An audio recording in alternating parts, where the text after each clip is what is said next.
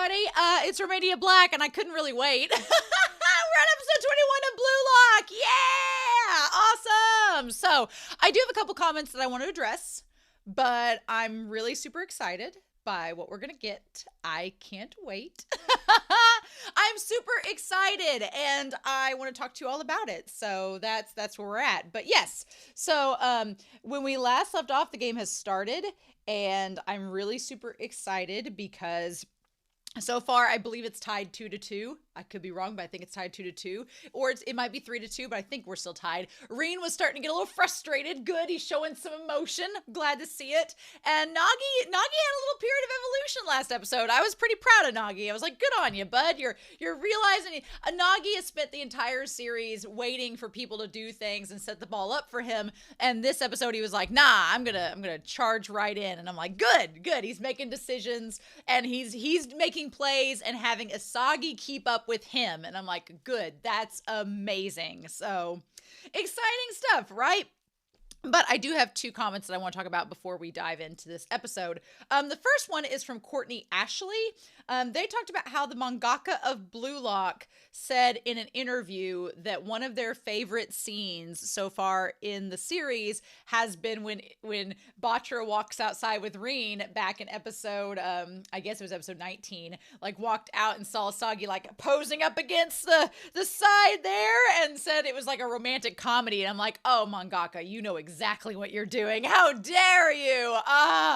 So I thought that was really, really good. And then Geen noted, Geen was talking about a lot of different things too, but like Reo and Nagi not being necessarily over. We talked about Reo and Nagi. Geen and I have differing views about Nagi. They don't really care for Nagi, and I, fellow Taurus, I can't leave my fellow Taurus behind. But I do think that, yeah, Nagi's words can come across harsh to Reo. I would argue Reo kind of dug his own grave, but I understand and respect the opinion that Nagi went a little too far.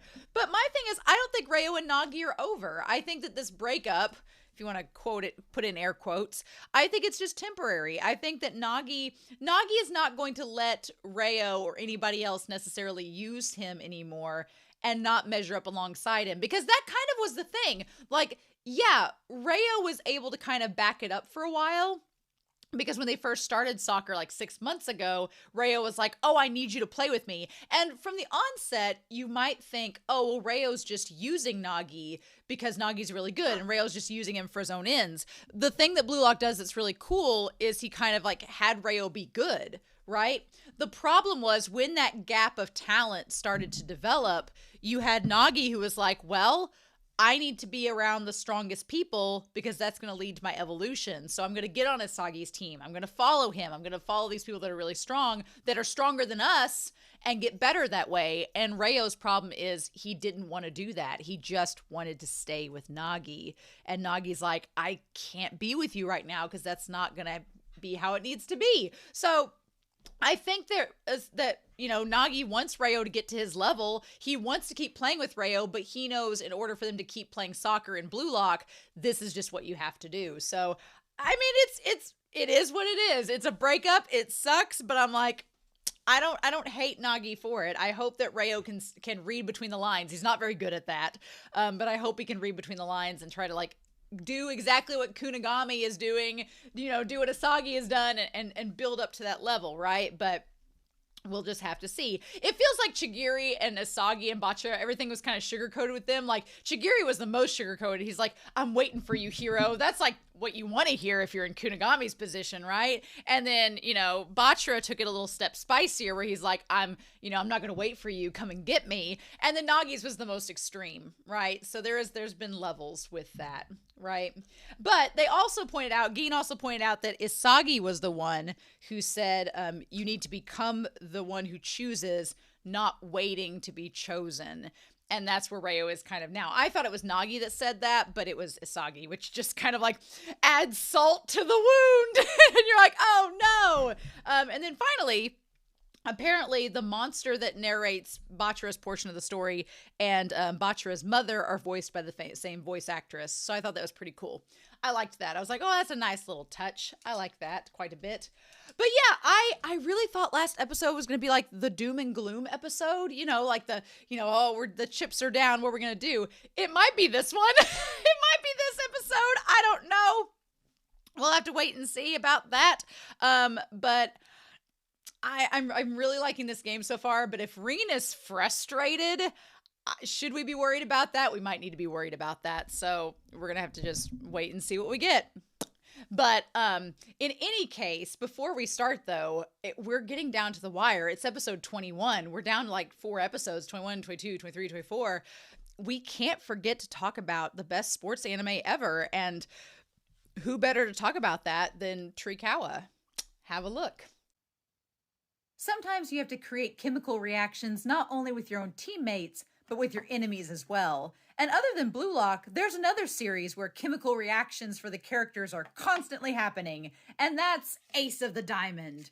Yes, Sawamura, the protagonist, not only has to face up against these other rivals, but also has to worry about chemical reactions and rivalries within his own team. So, when you're done watching Blue Lock, go ahead and give Ace of the Diamond a try and see those chemical reactions on the screen as well. Now, back to the reaction. Only 3 more Blue Lock ads with Ace of the Diamond after this? That's a tragedy. In any case, I want to give a special shout out over to our philanthropy tier over on Patreon to thank them for supporting this video and supporting this series and my reactions to it. So special shout out to Alex Cornejo, to Anime Annie, to Anna, to Be Happy, to Destiny Marie, to Dana, to Danger Zone, as well as Eric, to Kiri, to Loisaji, to Lyndon, to Matthew Palfinier, to Nameless Monster, to Shimoyama, to Sunspots, to Trails, to Translucent Men, as well as Murphew, Not Me, and Nicholas. Thank you all so much for your support. I greatly appreciate it. All of my love. So yeah, and a special shout out to Anthony. My internet is out right now, so Anthony was kind enough to download this episode for me. Don't know the title. Gonna find out when we get it. It'll be a surprise. So that kind of makes this even more exciting because it's like it's a total mystery. Don't even know. But a special shout out to Anthony as well for getting me this file because otherwise I could not do this reaction this week. So kudos to them. But yeah.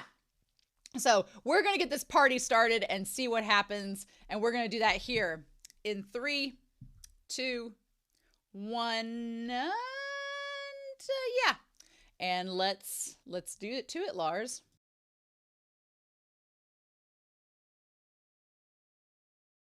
Gee! Choked on spit for like a second ago. Oh my gosh. Hi. So yeah, wow, this episode, I don't know how this game's gonna end. I have no clue how it's gonna end because it could kind of go, I guess, one of 2 ways. I don't know if Asagi's team is going to win. I just don't know. I don't know if they're gonna win. I don't know. I think that Reen, if their team does win, I think that they might choose Asagi. I feel like Asagi is going to get chosen either way. Asagi is going to make it to the second selection either way, but I don't know because here's the thing. Here's the deal. Think about where the season's going to leave off at, right? And I brought Whiteboard Kun out here, our explainer of all things, to kind of go along with this because here's the deal. If his team wins, let's just say that happens, then I think that they're going to pick Reen to join their team, which would make the most sense, right? And I think Bachira kind of figured it out this episode, and he kind of figured it out and was like, oh shit, I'm not getting picked. And it was like, oh. So I think that, going into this episode, I was like, all right, I think that Asagi's team is going to pull it out. They're going to be able to win. That's how it's going to end. Right? And then if Asagi, but after the end of this episode, Bachira seems to have kind of figured out that he's going to need to evolve and figure out his own ego and everything in order to advance any further. The big question going into episode 22 is going to be, is Bachira going to figure it out in time for the game. That's going to be the case. Is Bachira going to figure it out in time for the game, or is it going to like be one of those things like if you've watched Kuroko's basketball, it reminds me a little bit of Murasaki Bara. Murasaki Bara's character, he's not like Bachira at all, except for this one aspect, and that's that his full potential isn't realized in the initial game that he's involved in, and he doesn't kind of get to it till later. So I'm curious if Bachira is going to follow that route and kind of realize his potential only too late, and then it's going to have to get tapped into later on, because the manga's ongoing, right? The manga's still going. So it could be that Bachira doesn't tap into it now, figures out what he needs to do, and then we'll come back and if that's the case, if Bachira realizes what's the deal, you know, what he's missing, and then Isagi's team wins the game, takes Rin, then Bachira can be like, okay, I know what I need to work on for the next round when I face up with Isagi. But if Isagi loses, here's the thing. I thought, oh, well, they'll still pick Isagi because he's going to prove himself, you know, to be the deal, right? But that may not be the case. Would he be chosen? Would he be chosen? The big question is with Rin at this point, because I was getting frustrated because Isagi, I was like starting to figure it out as the episode was going. I was like, oh, I know what Rin's doing. This is all great. It's all adding up. And then Isagi started explaining it on the screen, and I was like, stop, you're taking away my discussion. I was like, the show is explaining it for us. And I was like, no, I wanted to talk about it. I wanted to get credit, damn it. We'll talk about it, but we'll still go over it because maybe there's a little bit extra I can add to it, but the show was telling us what I had figured out, and I was like, dang it. But Rin likes controlling people. He likes controlling people, and he controls people. Rin is a very cool kind of mix between Barou and Isagi, oddly enough. That's kind of his versatility. He has the presence like Barou to be demanding and being like, you're going to give me the ball. But he is also like Isagi, whereas Barou's problem is he won't pass the ball. Barou just wants it for himself, but he won't pass it. He's like, you give it to me, but I'm not ever giving it to you. Rin is kind of like, I'm going to give it to you because I know you're going to give it back. That's kind of his thing. He's like, I'm going to control the field. I'm going to use you and manipulate you to do what I want, and then you're going to make it to where I can score, and it's my goal. Like that's kind of, I feel like, what Isagi sort of wants to do. He's just not on Rin's level. So with that being introduced in this episode, I don't know if Isagi and his team are going to beat them. I just don't. And the problem is, if they don't beat them, then you would think, you're like, oh, well, Isagi's the main character. He's going to get picked. But here's the deal. This is the problem. We have all these little 2-person, 3-person teams getting picked. It will not surprise me, but I'll be devastated if Isagi is not chosen and he has to bump back down with the others, and like Nagi, I feel like Nagi would be the one to get chosen if not Isagi, right? The thing is, I feel like Bachira wants Isagi, so he would give a vote. Toki, I don't think cares. Aryu, I don't think cares, but I don't know if Rin would want Isagi, because I don't know if Rin and Isagi are both kind of puppet masters in their own way. I don't know if that's going to float Rin's boat to have someone like Isagi on his team. Now, if Isagi wins, oh, he's picking Rin. Absolutely. He's going to want Rin on the team for sure. But I don't know if it goes the other way. So I don't know, because I'm trying to think of how season 2 is going to start, and is season 2 going to start with our 5 that made it past the second selection and they're doing things, and then we just get catch-ups with others through the additional times of if they make it to the other side?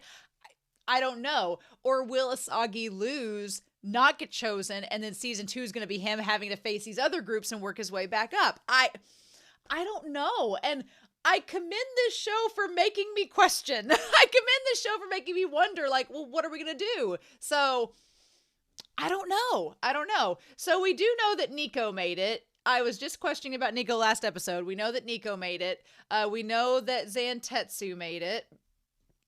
We know our other groups are Kon and Wakima and Raichi. They're a group. We know that we have Lemon and Imamura, right? Imamura, Lemon, and who's the other one? There's a third one, right? We have somebody else here. Lemon, Imamura, Kone, Raichi, Nico, Zantetsu. Let's see. We've got Kunigami over here with Reo. They're there. We know that Naruhaya is gone. Who am I forgetting? Because we have Asagi, we have Chigiri, we have Bachira. That's 3 of the team. 4, 5, 6, 7, 8, 9. I'm missing 2. Igarashi we don't know about. I was wondering if Igarashi was going to be the one to like get up here with Nico and Zantetsu. Maybe he would join those 2. Who's my person that I'm missing? I feel bad that I'm missing someone. We have Chigiri and Bachira up here. 1, 2, 3, 4, 5, 6, 7, 8, 9, 10. Who's my 11th person I'm missing? I'm missing the 11th person that could be possibly on the team. Who's with Lemon and Imamura? Oh my god, I feel really bad that I've forgotten this person. Oh no. I feel so bad I'm forgetting somebody. Oh, this is bad. I'm going to think about it. Who am I not getting that's on the squad? Oh my god.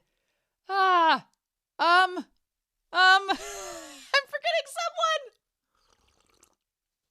This is bad. If I've forgotten you, we're in deep trouble. Mm-hmm. Becky with the good hair. We have Narumaya. We have Kunigami. We have Lemon. We have Kone. We have Raichi.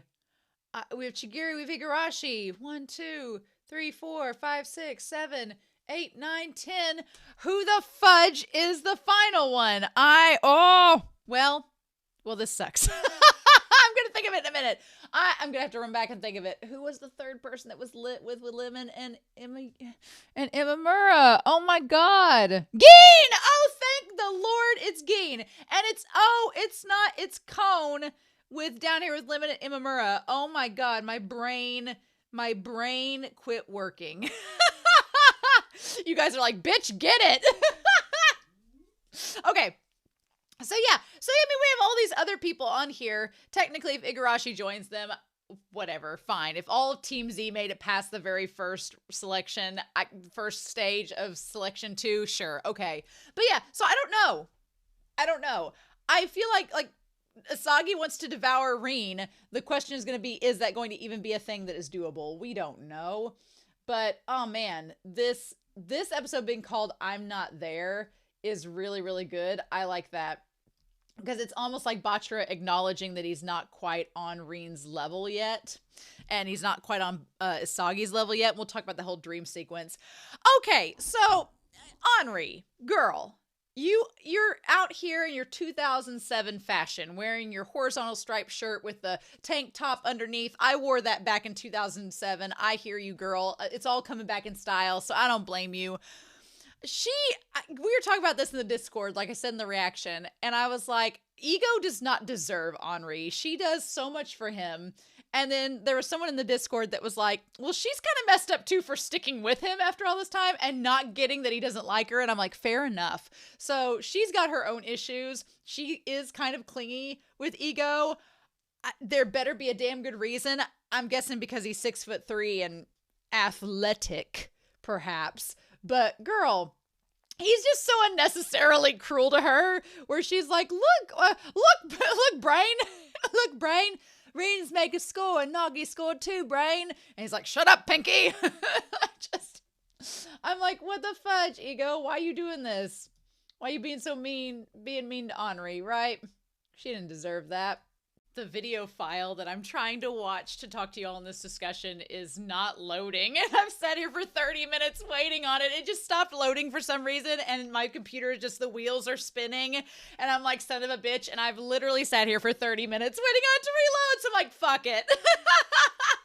Technology problems. Why can't I have nice things? Maybe as I'm talking to you all, it will decide to magically work again. I don't know, but it's frozen on this moment of Rin and Nagi intercepting his pass. So, also, can we talk a little bit about this episode?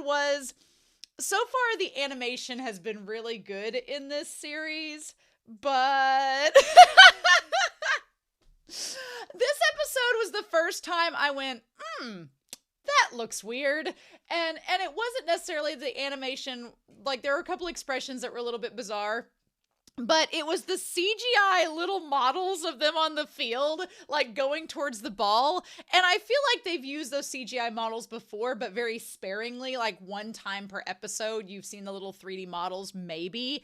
They used them a lot in this episode. And I'm not saying the episode was less quality because of the animation. It still was a lot of fun and there was a lot of really good about it. But I will say, it was very noticeable. And I was like, oh, did they run out of time and budget for the animation for this episode? And they had to crank it out real quick. So I don't know. Anyway, so basically I like Ego. He has more bags under his eyes than ever before. So he looks like he really needs some sleep. He has been watching these monitors nonstop. His eyes are just raccoon eyes underneath. Has so many bags under his eyes. And him basically saying that, they're going to have to keep evolving and keep playing and getting to the next level. And this second selection is designed to see who can evolve and get to the next level and be strong enough to make it to the next stage. That's really what this second selection is about. So I'm really enjoying this episode. Reen is the puppet master. So I like the idea that we have Reen up here, who is versatile. He can do stuff. He can make it on his own. He can do everything on his own. But as far as everyone else, he uses them. And I honestly really like the way that they describe Reen's ability, because I feel like one of the things, I know I've compared Reen to Akashi a little bit from Kuroko's Basketball. He is not Akashi. I will say this. Last episode when Reen conceded that Isagi was making him frustrated, and when he was saying that when he kind of conceded that, oh, he has learned, Isagi has been paying attention, Akashi never would have done that. Akashi would have been like, of course you plebeians would have learned because of blah, blah, blah, blah, blah. He wouldn't have been like that. I feel like Reen is a little bit more conceding, which is interesting. He's not exactly like Akashi, which I like. But what I appreciate about Reen's ability is that they explain it in a very good way. They say he's a puppet master. He's good enough. He's experienced. He knows how to use people on the field. He's a sadist, as Bachira says. He's an absolute sadist. But he knows how to use people to his advantage, and he makes everything go the way that he wants it to. And he's experienced enough to be able to look at the field, look at the people on it, and figure out what they're thinking and kind of see everything from like far away. And the way they described it in this episode, I thought was really, really good. I thought it made sense. I thought it made him seem more intimidating, the idea of being the puppet master. It's interesting because you have Isagi, who's like this cannibal who is like devouring people and not necessarily copying their abilities, but kind of learning what makes them tick and using it to his advantage. It'd be kind of like if you took Kisei's ability from Kuroko's Basketball, which is a pretty OP ability, and you made it more like organic and grounded. That's kind of Isagi. And then you took it against Akashi, who with his ability a little more grounded. So I like that. Again, we've talked about how this series is kind of the spiritual successor to Kuroko's Basketball, and it feels more and more like it, right? So I really, really appreciated that. My dog keeps wanting me to play with him. It's late at night. My dogs are about done with me. So yeah, I wish I could tell you all what's happening in the episode. My file is still not loading up. It's very frustrating. But I liked the sequence of seeing Reen kind of come out of the shadows, be extremely attractive as he was doing it, and just going around the court. But as the episode was going on, as it was starting to move, and I was getting really excited because I was figuring it out, like, oh, Reen is making people evolve on the field. That's what's happening. When he kicked the ball too far, and Aryu was like, oh, I'm gonna have to go faster to catch up to that ball. I'm gonna have to like jump in front of it and press it with my chest in order to get the ball. I've got to do that. Okay. Like in that moment, I was like, oh, Reen is manipulating the game, and he's manipulating the field and making these players evolve under his circumstances. as how he wants it. And I was like, that's crazy. Okay. I was like, that's pretty cool. I like that. And then, you know, he got it to Aryu, and then Aryu moved it over to Toki. But Toki's only good move that he could do was to pass it back to Reen. And I was like, oh, that's really cool. All right.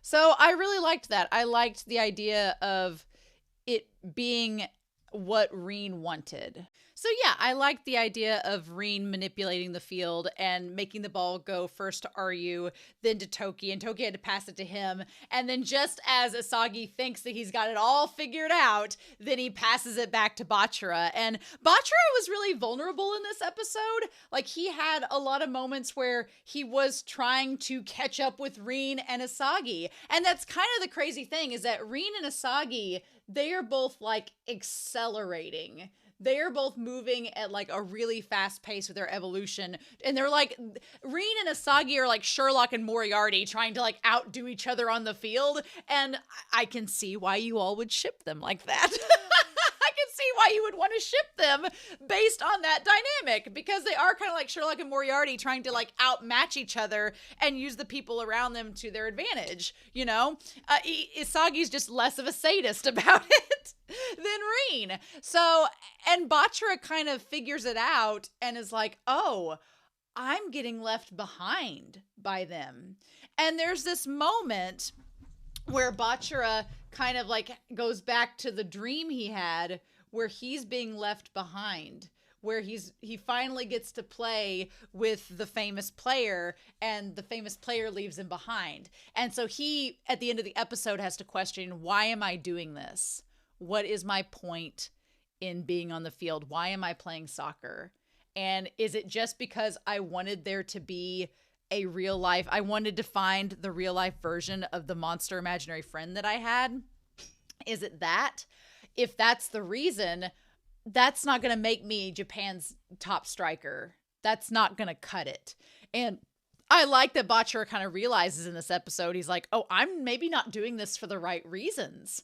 I'm not doing it like Asagi and Reen are doing. They're doing it to where they don't have to rely on anybody. I'm wanting to rely on one of them to be better.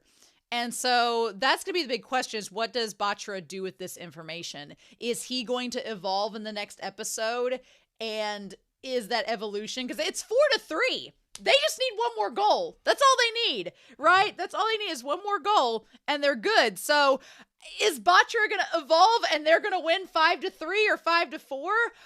Or is he going to try to evolve or be in the process of evolving and it not be fast enough and Asagi and them catch up? But I don't know, because Bachira, if he does evolve next episode, not only does Isagi's team have to score a goal, they have to score 2 goals. So I don't know. I don't know how next episode's gonna go, y'all.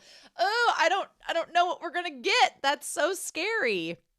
But yeah, Bachira, like, showing that vulnerability that he did in this episode, he was showing some emotions that I was expecting to happen like way down the road, like in the end of the season when there was the selection made, not now in the middle of the game, but that's Blue Lock, right? So, it's kind of crazy. What else do I want to talk about? Toki is, again, in desperate need of therapy. I do like the fact that Reen is interesting, because Reen on the surface was like, oh, I just picked some random people to be on my team. I don't really care who I picked. I just happened to pick like the best agile player and a really strong guy with insane stamina. So I feel as if Reen is a little bit more strategic than he wants to let on. It's not that he's picking people that are strong because he thinks they'll make a great team. No, he's picking people that are really strong because he thinks he can use them. And if you're going to use some material, are you going to use the plywood or are you going to use the solid wood? So it's like, am I going to use the best materials I have possible or settle for second rate? Well, we're not settling for second rate. So, but yeah, Toki was intriguing. Bless his heart, being just neurotic the entire episode. But Barou, I love that Asagi, he knows what he's doing with Barou. He is playing Barou like a fiddle, and he is very aware of it. He's like, yes, If I need to make Barou go into unpredictable mode and be king of heels, king of the heels, I loved that. I loved king of the heels because a heel, I used to watch wrestling when I was little. There was like, world wrestling on TV, and you have, what it means to turn heel means that you have heroes and you have heels, and the heroes were always the good characters, like the heroes of it, obviously, and then the heels were the bad guys. So if you turn heel, that means you're a good guy and then suddenly you become a bad guy, because wrestling is just like a big old soap opera. Like somebody would be the hero one week and then somebody would yell at him in the episode and they'd turn heel and become the villain. Happened all the time. And so I like that Barou is the king of villains, the king of heels, which it kind of is cute with soccer. Get to play soccer. They talked again about some more moves in this episode. They talked about roulette, which was neat. I liked that. And they were like, Reen can do roulette? What? Huh? But Barou calling Reen king of the bottom eyelashes, the absurdly large bottom lashes. Again, we've talked in the Discord. He is king, Mr. Absurdly Large Bottom Lashes. You just take lashes out of there and Reen is just our absurdly large bottom. So we were talking about tops and bottoms in Blue Lock, and I'm like, oh, Reen's a bottom for sure. Yeah, he'd like to think he's a top, but no. Reen wants you to conquer him. He just doesn't want to admit it. And Asagi can switch and do both. He can be versatile because he is, if anything, the genius of adaptability. So whatever the scene calls for, he's able to help. But yeah, so this episode has been so intriguing in terms of watching Asagi and Reen do this back and forth. I love when Asagi was just monologuing on the field. The game is still going on. That was one of the best parts of the episode, is that they kick the ball out of bounds, which so far this season, we've not utilized the ball getting kicked out of bounds very much, but here we are. So that's a lot of fun. But I just loved this moment because the ball got kicked out of bounds. Ryu goes and gets it. He brings it back. And then at that moment, meanwhile, everybody's getting ready to go to the game. The clock is still going. The game is happening. And Asagi is just sitting there like, okay, what do I do next with the next puzzle piece? What am I doing? Like swirling around puzzle pieces. I just feel at this point, everyone watches Asagi on the field just having like disassociating, and they just let him go. they're like, I can't imagine Asagi in a national soccer league game, the title's on the line, and they're like, why is your like team captain back there standing? And they're like, shh, he's got a monologue, stuff's about to go down. That was really, really funny. I really liked that. And then Nagi, what's interesting is you have Nagi and Barou in relation to Asagi. Like Barou is this chaos factor, because Barou is unpredictable. He does not fall in line with the conventions of what Reen would want. That's interesting to note. So Reen wants control, right? Reen wants total control. That's what he wants on his team. He wants players that he can manipulate, that he can make work for him. And you would think on the surface that that's what Asagi wants, that Asagi's going to try to get to that point. But I don't think that's necessarily the case. I think Asagi would like to be as experienced as Reen and capable of having the same control as Reen. I think Asagi would like that because it would make him more confident. It would make him feel like he would have more options on the field.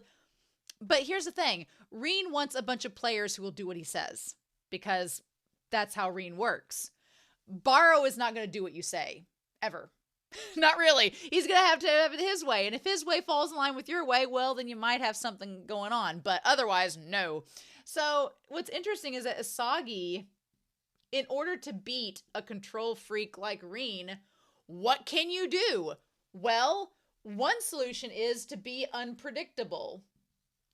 And to be unpredictable, and your reactions just are as spontaneous, like spontaneous combustion almost. Your reactions are spontaneous, and that's what you got to do. That unpredictability, Reen can't use his like foresight because he won't see it coming, and that's how you have to beat him. And that seemed like a really good strategy, but Reen's just freaking strong, and that's what makes him so hard to manage as an antagonist. You're like, damn it, he's just really experienced, really good, right?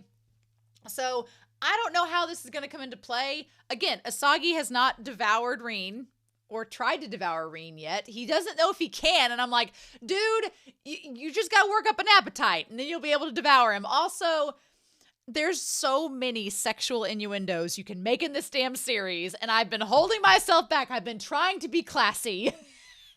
When Barou was talking about like his insatiable hunger, and then Asagi was like, I just don't know if I'm going to be able to fit Reen in my mouth. And I was like,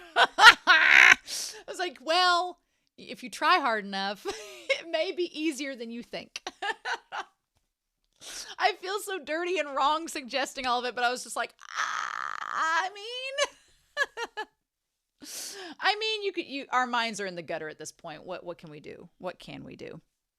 But yeah, I feel like Isagi, the thing about it is Isagi's problem is kind of like Bachira's. Bachira really started to second guess himself this episode and was like trying to overthink what Reen wanted and to match up with it. And that's the problem. You can't overthink in this game. You've just got to be willing to cause chaos. Kind of like what Nagi did last episode. Nagi was like, oh, I'm going to shatter the field where neither of you know what I'm going to do, and I'm going to create chaos, and who's going to catch up to me the fastest? Isagi, are you going to get on my level, or is Reen going to outdo you?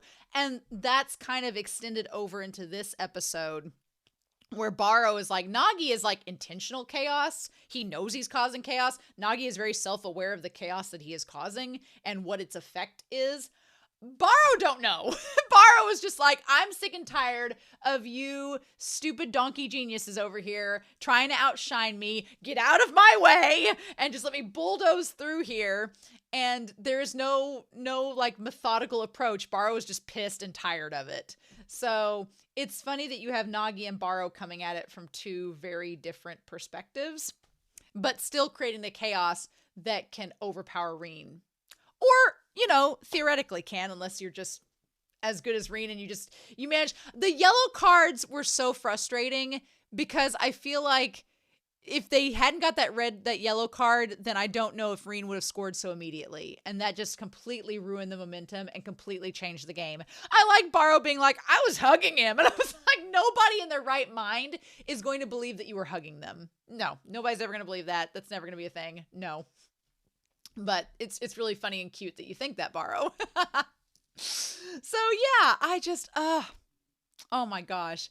This game, it's been so tense and interesting so far. Oh my God, I finally got the video to load. I'm sorry for wasting your time and rambling aimlessly for the last 20 minutes, but I was like, I want to try to get this video to load to make this discussion complete because I know I'm going to forget something if I don't. It finally did. So let's just go back through the highlights now that we're here. Ego talking about the situation on the field, the environment the player is in. They can allow them to go, beyond human understanding. And Henri's just back there being like, okay. But he really is like L from Death Note, which is hilarious. They're in another room, or are they?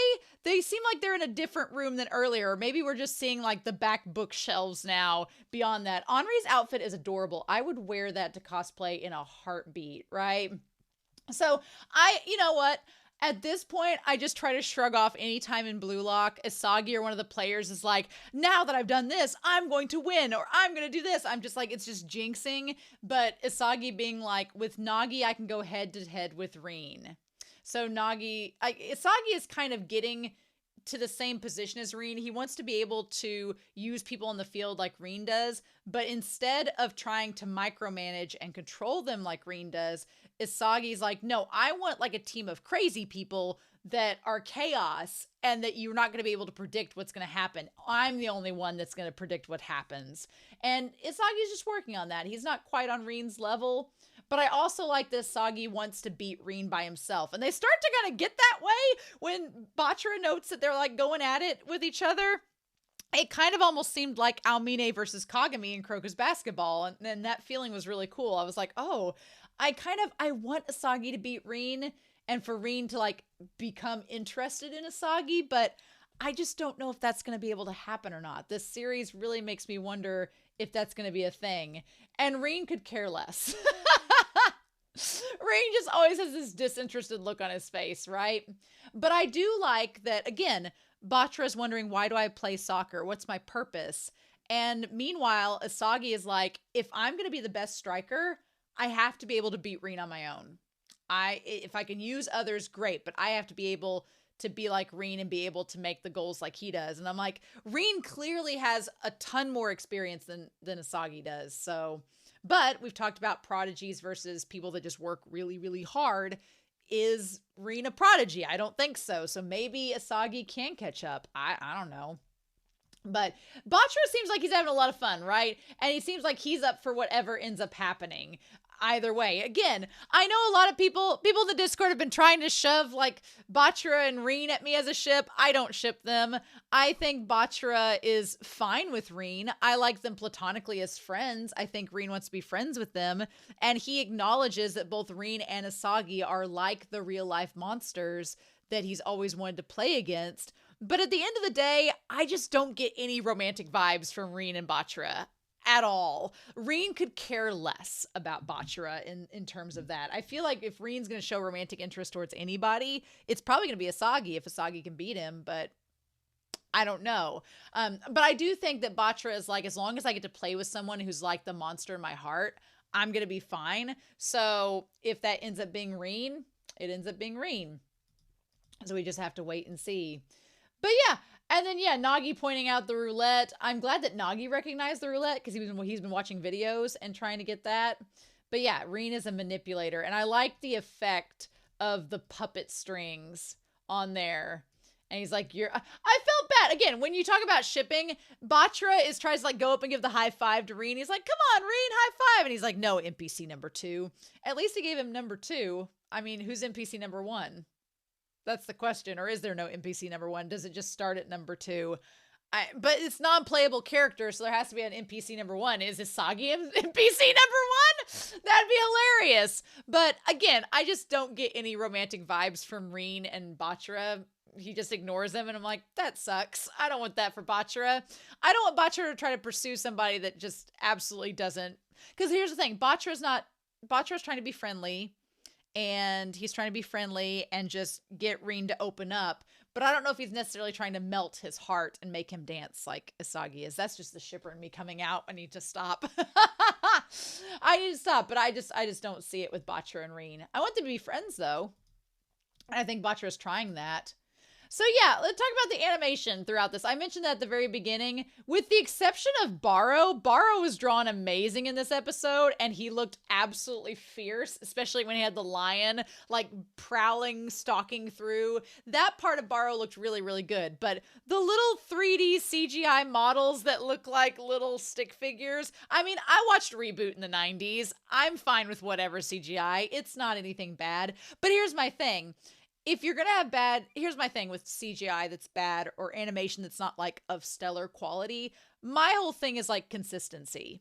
So if a series starts out with bad animation, but has a really good story, really good characters, and it just has consistently bad animation, that's fine. I'm okay with that. You know, some shows just don't have the budget and you do what you do. Some aesthetic styles are just not as elaborate as others. I can deal with that. But if a show starts out with top tier animation or really good animation and there's a very noticeable dip, then it's like, it makes you question as you watch, well, why is that? Why is it suddenly weird? And it takes you out of the illusion of the episode and you're worried more about why the animation looks clunky than the actual story. So I think that's kind of what happened here. I liked this episode a lot, but the animation at times was distracting. Whereas if something's just consistently the same quality, then it's not distracting. You can focus on the story a little bit more. But I don't know. I don't know why that was. It just happened to be the case this episode. What can we do? But yeah, I like that we also got back to doing like 2-on-2s in this game and just trying to get through. And Reen gets physical. Asagi gets physical. And I do like that Asagi is realistic enough to say when he goes head to head with Reen and pushes against Reen, he's like, ooh, I am not physically as strong as Reen. I am realizing that right now. He's like, even with our perfect chemical reactions that we've had on the field, Reen is still outdoing us. So I'm glad that Asagi realizes he still has a ways to go. He is not delusional. Asagi is not delusional to think that he's so much better than someone. And because, you know, sometimes sometimes in sports anime and shonen anime, the protagonist gets a little bit delusional. They're like, I can't possibly lose. I'm going to win no matter what. And then they lose horribly and they're like, how did this happen? And they have to learn their lesson. Asagi's open-minded and realizes that he's not perfect. And he's trying to evolve and make himself evolve. But that was one thing in this episode. He kept trying to make the chemical reactions happen. And then when Barou goes crazy, he realizes, oh, I can't force these chemical reactions to occur. They just have to occur. And part of what works for Reen is the fact that his team has so much faith in him and how good he is that when he says, you do this, they do it and they don't question it because they know it's going to work out. They're going to get a goal.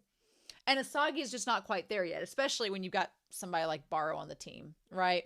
But a Barou coming in being like, I win this one, Asagi, and just going crazy. And Reen's like, I don't know how to read this guy. This is weird. And they tie it up 3-3. And I like that Asagi's like, I am totally fine with people being obsessed with devouring me. Go right ahead. I'm a buffet. You want to take a bite out of me? You do whichever you want, right?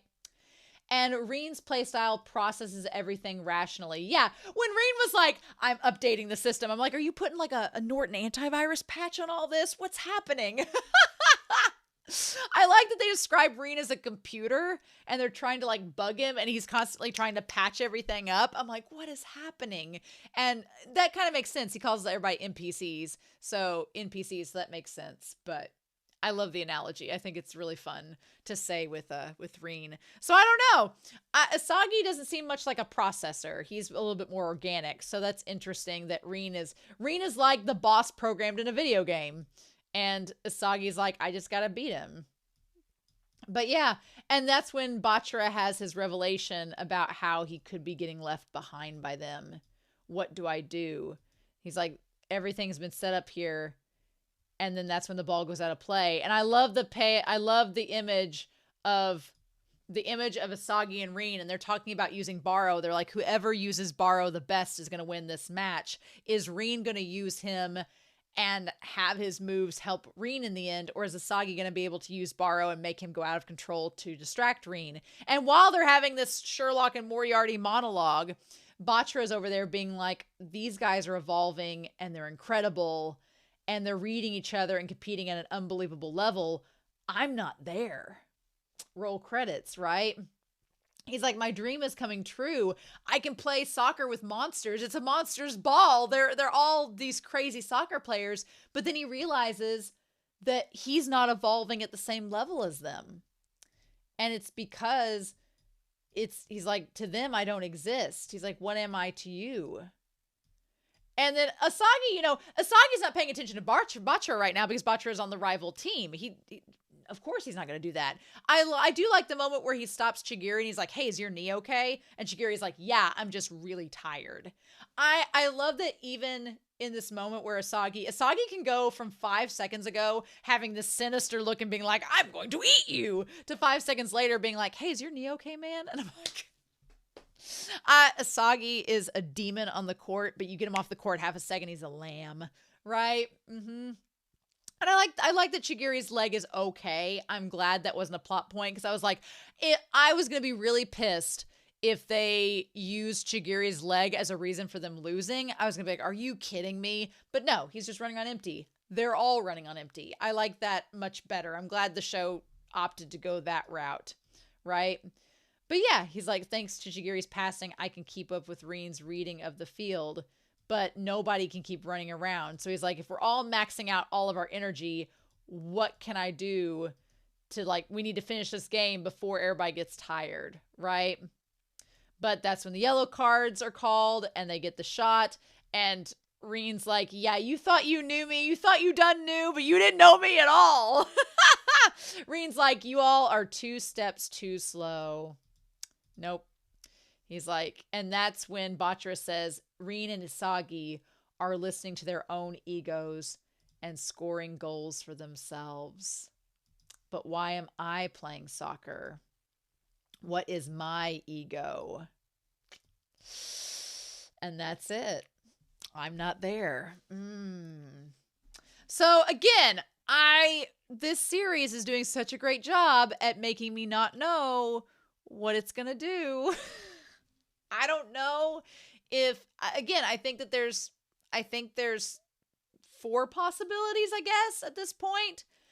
Possibility 1 is that Asagi's team somehow wins. I don't know how. They're two goals away whenever Reen's team's only 1 goal away. I don't know how they're gonna win. They could. Of course they could, but I don't know how.